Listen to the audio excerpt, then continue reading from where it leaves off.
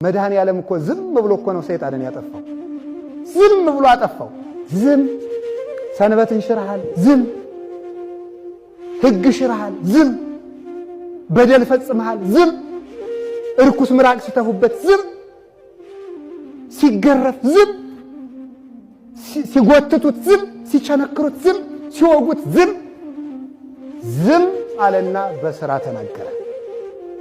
እንግዲህ እስኪ የሰማይ አምላክ አለን ብላችሁ ከሆነ እኔን የሰቀላችሁት ሰማይን የፈጠረ ማን እንደሆነ ተመልክቷልና ፀሐይ፣ ጨረቃ፣ ከዋክብትን አጨለማቸው። በቆማችሁበት ምድር ተመክታችሁ ከሆነ መሬትም ቢሆን የኔ መሆኗን እዩ አለና አለቱን ሰነጠቀው። በምትመኩበት መቅደስ ከሆነ የምትመኩት መቅደሱም ቢሆን የኔ ነው አለና መጋረጃውን ከሁለት ቀደደው። ከሙታን እንነሳለን ብላችሁ የምትመኩ ከሆነ የሙታን አምላክም እኔ ነኝ ብሎ ሙታንን ከመስቀሉ ስር አስነሳቸው። ዝም ብሎ በሥራ ተገለጠ። ክርስቲያን በሥራ ይናገራል።